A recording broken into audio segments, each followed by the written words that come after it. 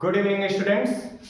तो आज के इस सेशन में हम लोग सेकंड लेक्चर के ऊपर चर्चा कर रहे हैं, सेकंड क्वेश्चन के ऊपर चर्चा कर रहे हैं, एक्सरसाइज 1.1 का सेकंड नंबर क्वेश्चन। ठीक है, हम लोग इस बार ज्यादा वीडियो को लंबा नहीं करेंगे क्योंकि बहुत ज्यादा समय भी लगता है, आप लोग भी फ्रस्ट्रेट हो सकते हैं। इसलिए चूंकि वो फर्स्ट लेक्चर था, अब ये सेकंड लेक्चर है, तो आप लोग के यहाँ से क्वेश्चन पर डायरेक्ट आते हैं। देखिए, कहता है कि दर्शाइए कि कोई भी धनात्मक विषम पूर्णांक 6q+1, 6q+3 या 6q+5 के रूप का होता है जहां q कोई पूर्णांक है।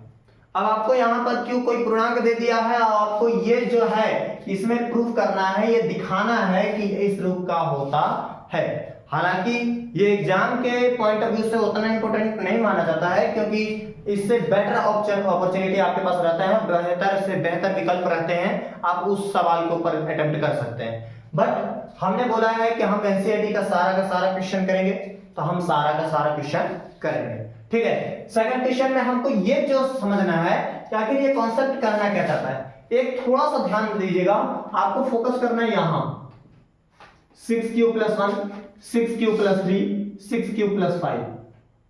अगर आप कहीं पर ध्यान दें तो आपको कहीं ना कहीं ये आपको BQ+R की तरह दिख रहा है।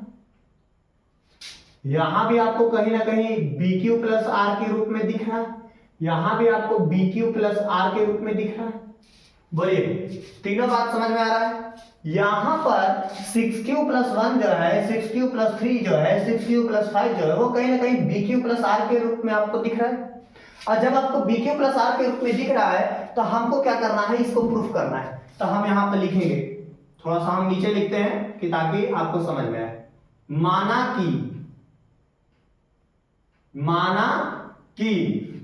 क्या माना, तो a कोई धनात्मक पूर्णांक है। आपने पढ़ा है, क्या पढ़ा है जी, a = BQ+R होता है ना। तो आखिर 6q+3, 6q+1 या 6q+5 जो होगा वो किसके इक्वल होगा, a के इक्वल होगा। तो हमने यहां पर माना कि a कोई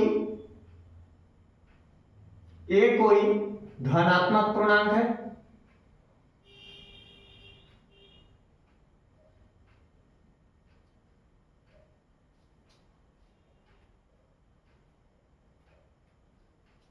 ठीक है, अब एक बात बताइए कि यहां पर धनात्मक पूर्णांक हमने a तो मान लिया। अब यहां से बोला है कि कोई भी धनात्मक विषम पूर्णांक जो है वो 6q+1, यानी कि हमको BQ+R जो दिया हुआ है उसमें कहीं ना कहीं b का वैल्यू आपको दिया हुआ है, वो क्या दिया हुआ है, 6। आप ध्यान दीजिए, सब जगह क्या दिख रहा है आपको, 6। तो यहां पर माना कि a कोई धनात्मक पूर्णांक है और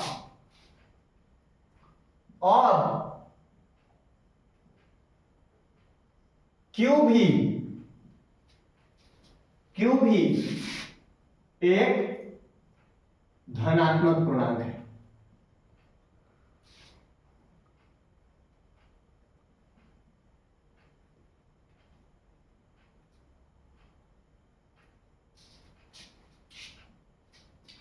यूक्लिड विभाजन प्रमेय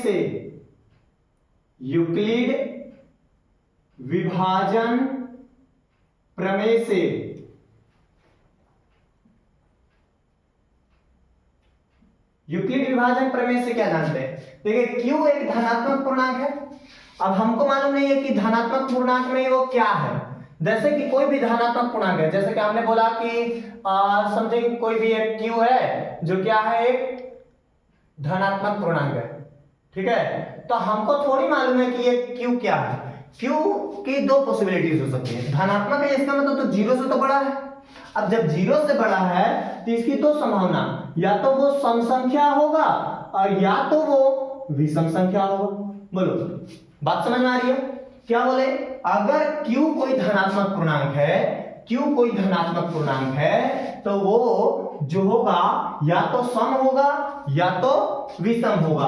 तो हमने क्या लिखा, यूक्लिड विभाजन प्रमेय से क्या होता है, a = BQ+R। यहां पर लिखेंगे जहां b बराबर क्या है, 6 है। प्रश्न में आपको दे दिया है कि b बराबर क्या आपको लेना है 6, क्योंकि q में क्या गुना हो रहा है 6 से गुना हो रहा है। बात समझ आ रहा है। हमको क्या कहा कि b का मान आप क्या रखिए 6 रखिए। तो जब हम b का मान 6 रखेंगे तो बताइए a बराबर क्या हो जाएगा 6q प्लस r हो जाएगा। अब यहां से एक चीज समझने वाली बात है कि q का मान अगर धनात्मक पूर्णांक है, ध्यान दीजिएगा, q का मान धनात्मक पूर्णांक है तो q का मान 0 नहीं होगा। बात समझे। तो अगर हम यहां पर ये लिख रहे हैं धनात्मक पूर्णांक तो हम लिख सकते हैं, अदरवाइज आप यहां से एक और सिंबल भी यूज कर सकते हैं डायरेक्ट q बराबर, यहां पर से ऐसे भी यूज कर सकते हैं, जैसे कि हम भी लिखे तो आप ऐसा यूज कर सकते हैं q जो होगा वो बड़ा होगा या बराबर होगा किससे 0 से। ठीक है। तो यहां से एक चीज ध्यान में रखिएगा, हाँ q अगर बराबर होगा 0 के तो फिर तो हमारा r के तो कोई रिक्वायरमेंट है ही नहीं। तो हमको यहां पर बोला कि bq प्लस r है, जहां b बराबर क्या है आपका 6 है, तो हमने a बराबर bq प्लस r भी लिख लिया, 6q प्लस r लिख लिया। अब एक चीज आपने पढ़ा है, सिंस चूंकि r का जो मान होता है, r का जो मान होता है वो हमेशा किससे बड़ा होता है 0 से, या तो बड़ा होता है, यहां से हम उल्टा लिख रहे हैं, सॉरी, 0 से या तो बड़ा होता है या बराबर होता है। 0 से या तो बड़ा होता है, ये देखिए ये मुंह जिधर खुला हुआ होता है वो बड़ा अंक है और जिधर ये बंद है उधर वो छोटा अंक है। तो r का जो मान है वो 0 से बड़ा है या बराबर है, ये वाला है साइन बराबर का, और हमेशा छोटा होता है किससे 6 से, यानी कि b से। ये बताइए, ये चीज तो आप पढ़े हैं, इसी को आप क्या पढ़ सकते हैं, देखिए इसको लिखना नहीं है लेकिन आप यहां पर रफ में लिखिएगा, नोट में लिखिएगा कि इसको क्या पढ़ेंगे, r का मान या तो 0 से बड़ा है या बराबर है, तथा 6 से क्या है छोटा है। ये बात समझने में थोड़ा सा समय लग सकता है। यहां पर देखिए जिधर का मुंह खुल गया वो बड़ा हो जाएगा, तो देखिए r बड़ा है, r की तरफ मुंह खुला है तो बोलेंगे r बड़ा है किससे 0 से या बराबर है, और ये जो है छोटा है, तो यहाँ पर जो 6 है वो हमारा बड़ा अंक हो गया, तो r का मान जो होगा वो 6 से छोटा होगा। अब बताइए r की कितनी पॉसिबिलिटीज हो सकती हैं, यहां r का संभावित मान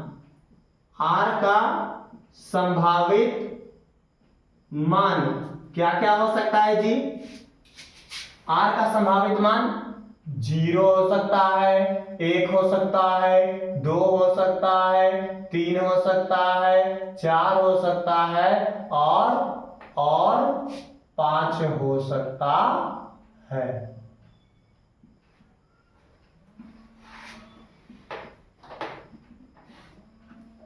इसलिए हम क्या बोलेंगे कि a बराबर 6q प्लस 0। अब बताइए 6q प्लस 0 यानी कि बराबर में हो गया आपका 6q। ठीक है, थोड़ा सा हम इधर आ जाते हैं। अच्छा एक काम करिएगा आप लोग, ये वाला जो पॉइंट है ना, ये वाला आपको अगर नहीं समझ आएगा तो आप लिख सकते हैं, ठीक है, बट हमको अभी जरूरत है जगह की तो हम इसको इरेज करेंगे।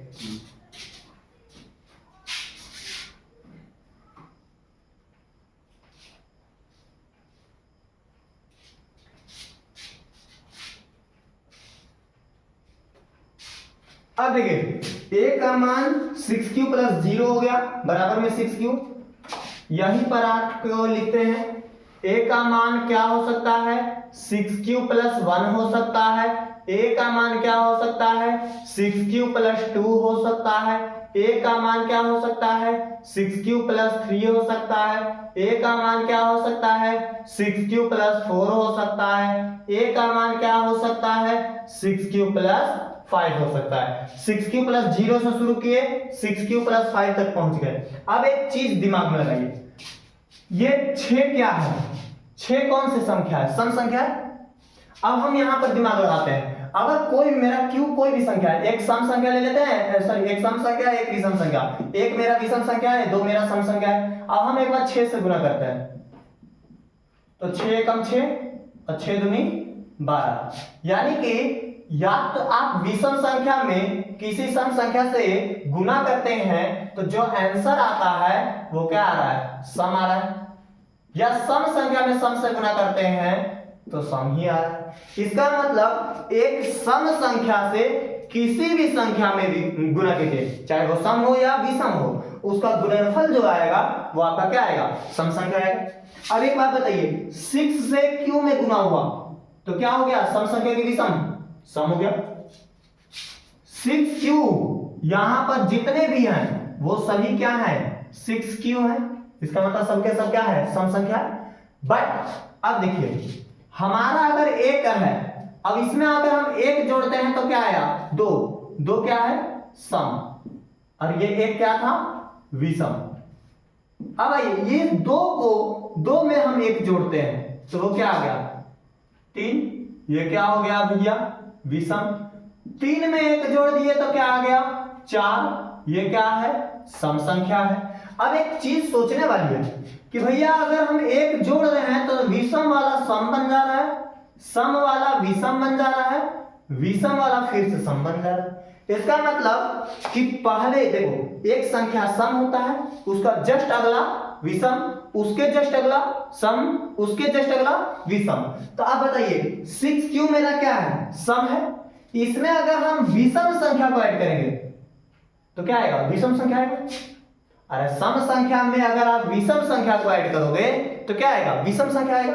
तो यहां पर ये क्या हो गया विषम, ये क्या हो गया भैया सम संख्या को ऐड कर रहे हैं सम संख्या में, यानी कि आपको यहां पर नोट में लिखना होगा। नोट में क्या लिखना होगा, आप जानते हैं, आपने अभी देखा, क्या देखा भैया कि भैया सम संख्या में सम प्लस सम क्या आएगा, सम ना आएगा सॉरी सम संख्या आएगा। अच्छा सम में अगर आप जोड़ते हैं क्या विषम संख्या तो जो आएगा वो क्या आएगा विषम आएगा। बोलो बात समझ में आई, बात समझ में आ रही है। तो अब यहां से दिमाग लगाओ, यहां से दिमाग लगाओ कि 6q है मेरा सम संख्या, तो 6q में विषम संख्या को जोड़ रहे हैं तो क्या आएगा विषम, ये जोड़ रहे हैं दो सम संख्या जोड़ रहे हैं क्या आएगा सम संख्या, ये विषम ये सम ये विषम। यहां पर लिखेंगे यहां 6q 6q plus 2 6q plus 4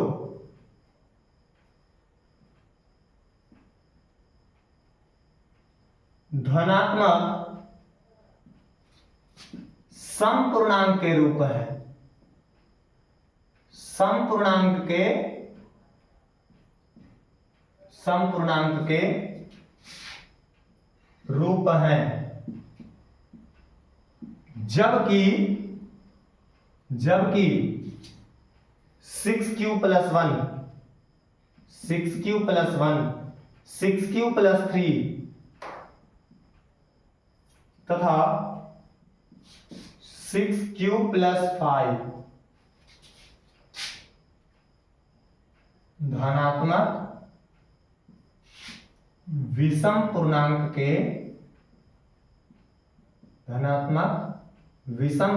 के रूप में होते हैं या है। बात समझ में आया। अब एक बार अगर नहीं समझ आया तो फिर से समझा देते हैं, थोड़ा सा ध्यान दीजिएगा। दर्शाइए कि हमको कोई भी, देखिए दर्शाना है प्रूफ नहीं करना है, ठीक है, दर्शाना है कि विषम पूर्णांक का रूप ये होता है जहां क्यों कोई क्या है पूर्णांक है। तो हमने क्या लिखा, माना कि ए कोई धनात्मक पूर्णांक है, ए को तो हमने धनात्मक पूर्णांक माना, क्यू भी एक धनात्मक पूर्णांक है। यूक्लिड विभाजन प्रमेय से क्या हो सकता है, तो यूक्लिड विभाजन प्रमेय से हो सकता है क्या, a बराबर बी क्यू प्लस आर, जहां b का मान आपको सवाल से क्या दे दिया है, 6 दे दिया है। हमने लिख दिया a बराबर 6 क्यू प्लस आर।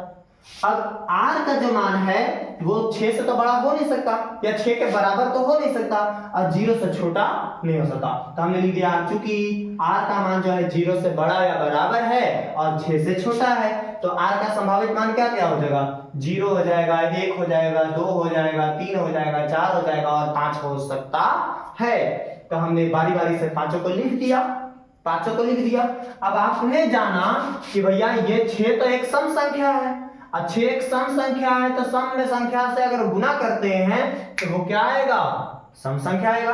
तो ये सम हो गया, ये सम हो गया, ये सम हो गया, क्यों, क्योंकि सम संख्या में सम संख्या को जोड़ेंगे तो सम संख्या होगा और विषम संख्या में विषम संख्या को जोड़ेंगे तो विषम संख्या होगा। तो सम में विषम जोड़े तो क्या हो गया, विषम। सम में सम जोड़े सम, सम में सम जोड़े सॉरी विषम जोड़े विषम संख्या, सम में सम जोड़े तो सम हो गया और सम में विषम जोड़े तो विषम हो गया। तो आप यहां पर लिख सकते हैं कोष्ठ में क्या हो गया जी, सम संख्या। यहां पर भी क्या लिख सकते हैं, विषम संख्या। यहां पर क्या हो गया, सम संख्या। यहां पर क्या हो गया, विषम संख्या। यहां क्या हो गया, सम संख्या। और ये क्या हो गया, विषम संख्या। हमारा इसी के साथ कॉन्सेप्ट क्या होता है, समाप्त होता है। लेकिन ध्यान रखिएगा इससे रिलेटेड जितने क्वेश्चंस होंगे उसको आप इसी प्रकार से सॉल्व कर सकते हैं। कोई भारी क्वेश्चन है, कॉम्प्लिकेटेड क्वेश्चन है, एग्जाम के पॉइंट ऑफ व्यू से उतना इंपॉर्टेंट नहीं रखता है, लेकिन फिर भी आपको एससीईआरटी का अगर हर एक क्वेश्चन बना रहे हैं तो हम आपके साथ हैं। और किसी भी अगर प्रकार का आपको किसी प्रकार का डाउट रहता है क्वेश्चन में, अगर जो बताया हुआ सवाल है उसमें अगर किसी प्रकार का डाउट आता है तो आप हमको वहां पर मैसेज कर सकते हैं कमेंट सेक्शन में। मैं आपका रिप्लाई देने की पूरी कोशिश करूंगा। धन्यवाद।